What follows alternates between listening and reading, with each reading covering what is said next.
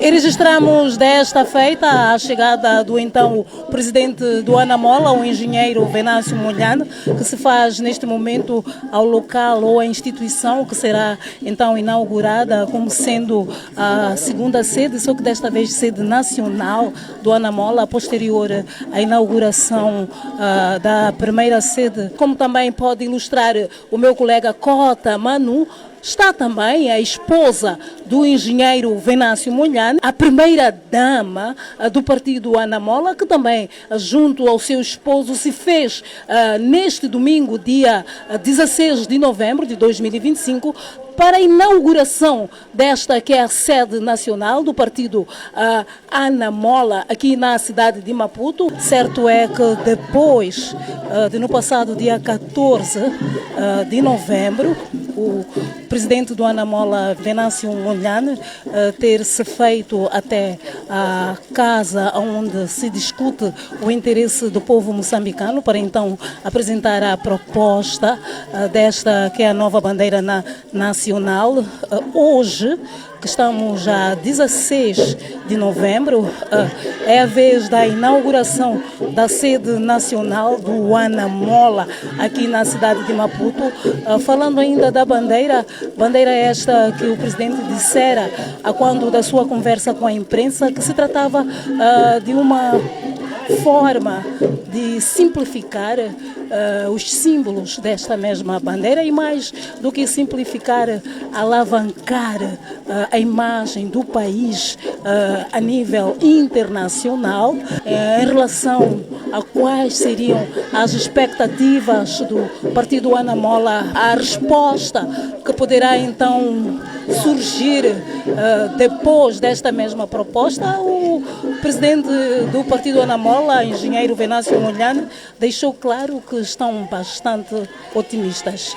Podemos retratar neste momento o momento cultural, momento este onde se faz a recepção ao presidente do partido Anamola, Venâncio Mondlane, através de danças, batucadas, como pode retratar o meu colega Cota Manu.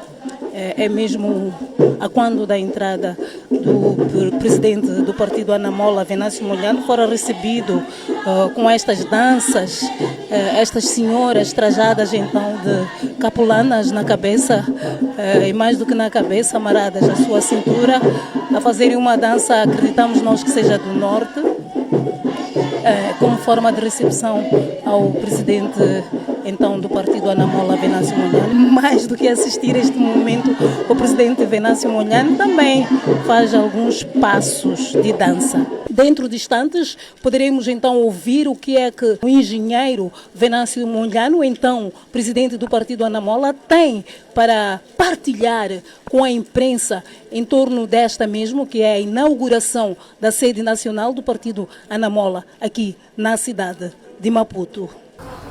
Significa que, basicamente, nesta sede vai funcionar o gabinete do presidente, do secretário-geral, do diretor do gabinete do presidente, há outros departamentos como comunicação e imagem, há o Centro de Desenvolvimento Tecnológico, Departamento da Cultura, área da formação e também as organizações sociais do partido, como vocês já conhecem, a AJA, que é a Aliança Jovem Anamola, AMA, que é a Aliança Mulher Anamola, e ALU, que é a Aliança do Ouro Anamola, que é a agremiação dos mais idosos, dos mais velhos.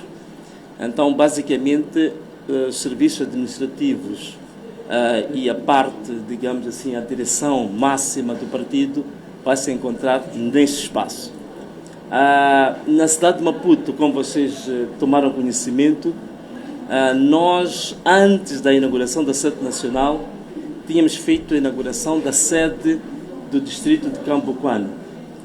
E também, como viram, no distrito de Cambuquana, nós inauguramos aquela sede distrital como uma sede modelo, no sentido de que queríamos mostrar aquilo que é o padrão de uma sede distrital dentro das ambições e do sonho da Anamola, portanto, uma sede distrital analógica, analógica não, queria dizer o contrário, digital, moderna, com tecnologia, com internet, com videovigilância, mais interativa com o povo. E esta sede também não é tão diferente disso. Mas é lógico que aspectos da gestão do dia a dia, da mobilização dos eleitores, esclarecimento de dúvidas, vamos procurar uma forma das delegações distritais, da cidade e provinciais conseguirem responder a isso. Então, este é mais ou menos o enquadramento que eu queria dar sobre esta sede nacional inaugurada depois da sede distrital de Campo-Cuana. O investimento foi feito aqui, é brutal. Aproveito aqui dizer-vos, não é propriamente nosso edifício. O edifício que nos tinha sido generosamente oferecido foi na província de Maputo, que deveria ser a sede nacional da Anamola, mas por lei os partidos têm que ter a sede nacional na cidade de Maputo. Então o edifício que pertence à Anamola neste momento vai ser uma sede regional, sul, ou a sede provincial de Maputo. Este é um edifício arrendado, mas que tivemos que fazer obras brutais, não é? Quase um pouco próximo de 1 milhão de meticais, para ter nestas condições em que está. Agora, o que é perspectivas para o futuro e as linhas gerais que nós temos para a atuação da Anamola? Basicamente, são 3 pilares. 3 pilares que eu já tinha dito antes, que eu volto a repetir. O primeiro pilar que nós temos é exatamente a questão da implantação do partido. A implantação, ela pode ser subdividida em 2 partes.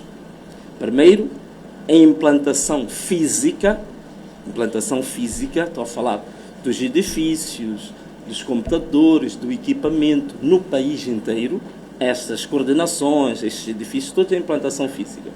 Mas também queremos a implantação humana, que é ter pessoas que representam a instituição nesses edifícios, portanto, as coordenações, sobretudo as coordenações distritais dos postos administrativos, são para nós os pontos mais importantes da atuação política do partido. E depois podemos falar da implantação, esta que estou a falar é a implantação material, não é? Edifícios, pessoas, mas também temos a implantação imaterial. A implantação imaterial o que é? É usar estes edifícios como centros também de formação, como centros de formação e de informação, centros de atendimento, portanto, centros de partilha de conhecimento, de informação, de interação com as pessoas. Essa que a gente chama de implantação imaterial. Temos também outra vertente importante para nós, que é usar toda essa infraestrutura que estou aqui a falar para conseguirmos ser dos melhores no país em alguns pontos. Primeiro, conforme vocês viram há pouco tempo, estivemos na Assembleia da República depositando a nossa proposta para uma revisão pontual da Constituição da República para a mudança de um dos símbolos nacionais, que é a bandeira nacional. Aquele exercício chama-se iniciativas legislativas. Nisso, nós queremos ser a maior referência política do país. E, para dizer a verdade, já começamos a ser, se contarmos os projetos que já submetemos à Assembleia da República até hoje, portanto, aquele foi um deles, mas vocês estão recordados que já submetemos o projeto relativamente à redução da maioridade civil dos jovens. Portanto, todos os países vizinhos de Moçambique, e não só o mundo todo hoje, a chamada maioridade civil está em 18 anos. Moçambique é dos poucos países, penso que é o único país africano, que a maioridade civil ainda está em 21 anos. Então, nós que lidamos com a população, com os jovens no terreno, apercebemos desta grande sensibilidade, deste grito de socorro dos jovens que querem se emancipar, e apresentamos uma revisão pontual dessa lei que foi depositada na Assembleia da República. Qual é que é a validade disso? É que os jovens que estão entre os 18 e os 21 anos, estes jovens, atualmente em Moçambique, se querem assinar grandes contratos, não podem fazer. Se querem fazer grandes contratações, não podem fazer. Se querem abrir grandes companhias, empregar jovens e por aí fora, também não podem fazer, porque tem limitações do ponto de vista civil. E vocês sabem que essa é a idade, digamos assim, florescente no país, onde estão os mais talentosos, onde está a maior capacidade intelectual e física da nossa população. Então, estes jovens, muitos deles estão a gritar de socorro porque querem também ser empregadores, querem ser PCAs, querem assinar grandes contratos nacionais e internacionais. Portanto, uma parte da pobreza deste país tem muito a ver com a falta de vontade política de emancipar um extrato da população que é muito importante, que vai dos 18 aos 21 anos. Portanto, essa que é o grande mérito da proposta que nós submetemos à Assembleia da República, que até hoje a Assembleia da República não se manifesta, significa que uma Assembleia da República não está preocupada com a emancipação dos jovens.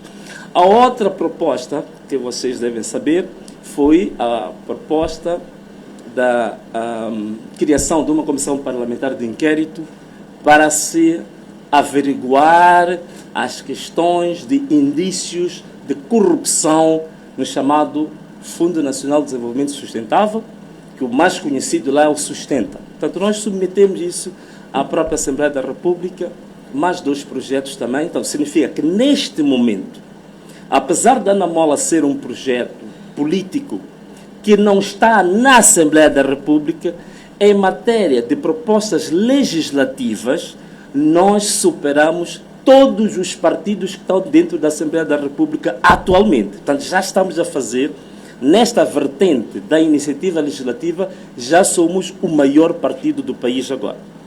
Outra vertente que nós queremos também, portanto, estou a falar do por que estamos aqui a inaugurar essas sedes, por que estamos a fazer isso. Outra vertente que nós queremos é ser a maior referência no país em matéria de propostas de políticas públicas. Isto é, uma coisa é fazermos propostas de lei, revisão de leis, outra coisa são programas de desenvolvimento, são planos estratégicos, são agendas de desenvolvimento, políticas públicas. Nesse momento, somos a única organização em Moçambique que ainda no início deste ano apresentamos um programa de desenvolvimento dos próximos 5 anos e submetemos à própria Assembleia da República e partilhamos com o público. Muito antes deste governo atual submeter o plano quinquenal do governo na Assembleia da República, a Anamola já tinha partilhado a sua perspectiva de plano de desenvolvimento por 5 anos com o público. Significa que está aí mais um exemplo de que até agora somos a maior referência nisso. Mas queremos acrescentar, crescer ainda mais nisto. Apresentar programas ligados à saúde, ligados à educação, ligados ao turismo, ligados à indústria, ligados aos serviços. Portanto, vamos apresentar várias propostas de políticas públicas nesses domínios. Então, esta basicamente são as vertentes, os objetivos estratégicos que nos levam a inaugurar sedes, que nos levam a ter coordenações distritais, provinciais, pelo país todo, para que também as pessoas que nos têm ajudado bastante entendam para que vai servir os terrenos que neste momento há muitas organizações, pessoas individuais que têm nos dado o terreno praticamente para todo o país, para que eles percebam qual é a finalidade disso para o país, para o benefício do povo moçambicano. Portanto, é isto para que serve o projeto Anamola, é para isso que esta sede também vai servir, é para isso que nós queremos continuar a dedicar todas as nossas energias em benefício do povo moçambicano. Portanto, estas é que seriam as linhas gerais da visão, das perspectivas com que nós vamos usar estes edifícios que estamos a chamar-vos para vir testemunhar este caso. Conforme eu disse, eu dei de uma forma escalonada. De forma escalonada, falei da implantação. Portanto, a implantação física, implantação humana e implantação imaterial. É o ponto de partida. Depois disso, continuaremos a fazer o segundo pilar, que eu falei, das iniciativas legislativas. O terceiro pilar são os programas de desenvolvimento. Vou-te falar de mais um elemento, mas esse é um elemento muito específico de uma das nossas organizações sociais, que é a AMA, que é a Aliança Mulher Ana Mola, que é exatamente a parte do serviço social à sociedade. Portanto, a prestação de apoio humanitário à sociedade, a abertura de escolas, de hospitais, apoio. Você sabe, neste momento, temos milhares de pessoas que, no decurso das próprias manifestações, sofreram e que precisam de apoio médico, medicamentoso, que não estão a ter nos serviços de saúde públicos. A organização AMA vai se debruçar com muita intensidade nessa parte dos serviços sociais, não é? Mas não falei disso por quê? Porque a AMA, estas organizações sociais, a AMA, a LU e a AJA, elas têm um estatuto próprio. São organizações, digamos, tuteladas pelo partido, mas que têm estatutos próprios, têm uma organização independente, autônoma e que tem os seus próprios programas. É por isso que também, nos próximos tempos, eles próprios vão fazer os seus conselhos coordenadores, em que vão discutir que tipo de estatuto é que querem fazer, que tipo de plano de atividades e plano estratégico específico dessas organizações. Por isso que não falei muito delas, porque vão ter uma oportunidade específica para falar. Certamente que a imprensa também vai ser convidada nessa altura, né? Tá. Venâncio Mondlane é um exemplo concreto. Também a Indico News é um grande exemplo. Estão a fazer um trabalho espetacular e eu aproveito de felicitá-la, está bem? Em nome da Indico News, muito obrigada. Mas dizia que Venâncio Mondlane é um exemplo concreto de quem, peso embora, sinta-se uma certa ameaça nesta democracia que foi anunciada nos Acordos de Roma em 1992, entretanto, prevalece em usufruir da mesma, isso é muito bom. E também ficou claro que a Ana Mola tem como foco abraçar a causa dos jovens. Eu, se calhar, estaria a fugir um pouco, mas sem fugir. Temos uma jovem que é a Marisa Missa, mulher, que optou com muita coragem em trazer aquilo que é o pensar dela, usando desta mesma democracia que foi anunciada em 1992 nos Acordos de Roma. Entretanto, temos estado a ver que, de certa forma, sentiu-se obrigada a ir para a parte incerta, por conta de alguns aspectos que não importa aqui citar, mas ela deixou bem explícito na sua conta na rede social, onde quem quiser pode ir lá ver. E Venâncio Mondlane também, em algum momento, teve que estar em parte incerta. Sendo assim, eu gostaria de ouvir da sua parte como avalia, como lê o que está a acontecer com esta jovem neste momento, qual a leitura que o Venâncio Mondlane pode fazer, qual o pensamento que pode trazer em torno disto. Muito bem, tá. Eu, por acaso, tenho aqui uma mensagem que eu troquei com a Marisa, muito recentemente, portanto, isto foi já na quinta-feira. Eu procurei pelo número dela, depois consegui o número que está em... Então, mandei uma mensagem para ela e trocamos aqui, digamos, uma conversa. E, realmente, uma das questões que nós nos colocamos à disposição, pela experiência que eu tenho em matéria de segurança, da cibersegurança, eu predispus-me a ajudá-la no sentido de garantir a segurança dela enquanto se prevalece essa situação. E outros aspectos que eu não posso estrategicamente aqui partilhar, mas de uma forma geral, esse é o preço que tem que pagar toda a gente. Eu podia pôr-me aqui em lágrimas, a chorar, mas penso que de chorar já choramos demais.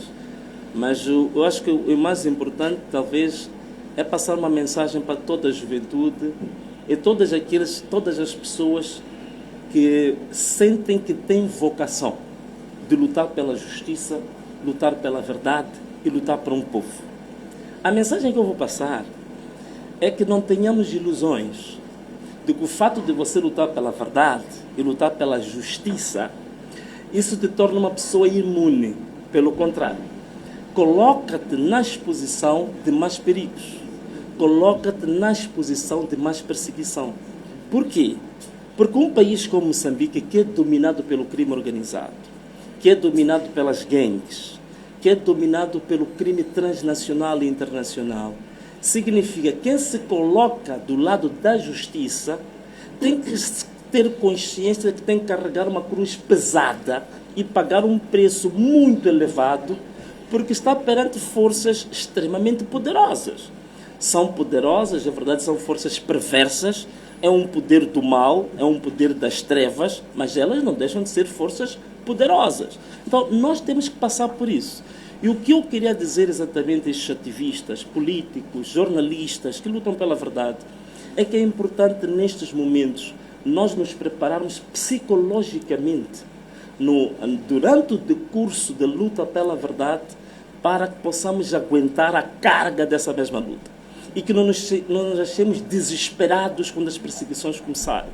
E esta é uma das mensagens que eu partilhei com ela. Há uma mensagem motivacional com ela, para que não entre muito em desespero, que entenda que faz parte de um percurso de luta. Se nós olharmos um bocadinho para a história de Moçambique, os que hoje dominam este país e que instalaram este país e converteram este país num narco-estado, portanto, num estado dominado pelos narcotraficantes, estes mesmos, há 50, 60 anos, também eram jovens que pensaram na verdade, na justiça para os moçambicanos. Foi por isso que decidiram abandonar tudo o que tinham e entrar para uma incógnita. Foram eles os primeiros a ir para a parte incerta. Portanto, nós hoje estamos a ir para a parte incerta, a seguir as pegadas que eles próprios seguiram na década de 50 e 60, quando lutavam pela verdade e pela justiça. Hoje, eles se converteram nos novos perseguidores, converteram-se nos novos tiranos, converteram nos novos colonizadores. Então, nós, como jovens, hoje não podemos achar estranho que também um e o outro, de vez em quando, tenha que ir à parte incerta. Faz parte da nossa luta. É preciso psicologicamente estar preparado para isso. Eu sei que, por exemplo, várias ocasiões já me disseram que se tu voltares ao país amanhã serás morto, vão acabar contigo, vão te raptar. Eu não sei que nós nunca deixamos de voltar a vir ao país, porque ser morto, ser raptado, ser molestado, darem um tiro, eu penso que isso não quer dizer que um ser humano não tenha medo, não tenha receio. Medo de toda a gente. Mesmo as pessoas que dizem mais corajosas do mundo também têm uma dose de medo. Para todos nós temos medo. Agora é preciso saber se o teu medo e a tua fé na missão que você tem, colocadas na balança, que pesa mais. Se a tua fé for forte, então tu vais encarar ser morto, ser baleado, ser perseguido, como parte integrante da tua luta. E quando assim for, vais notar que vais fazer a tua luta de forma um pouco mais tranquila. E as pessoas vão olhar para si e até ficar admiradas. Mas como é que é possível? Aquela moça, numa situação destas, ela está forte, está de pé, está com toda a energia. Exatamente quando a pessoa está cheia da fé e está a lutar por aquilo que é certo.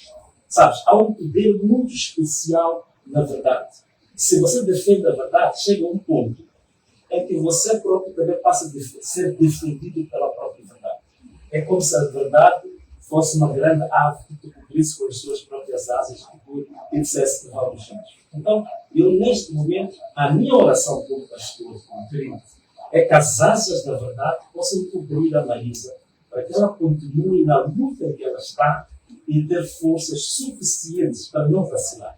Porque ela é um exemplo para esta nação. Há muitos jovens que se revêem nela como um espelho, como uma bússola. Então, o que nós temos que fazer é orar, é lutar, é encorajar, é aconselhar, para que ela não vacile, porque ela está no caminho da verdade.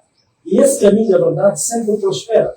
É uma questão de tempo. Então vai passar um ano hoje, vai passar isto, mas a verdade vai prosperar. Então não é um caminho errado. Vamos incentivá-la para ouvir a mão.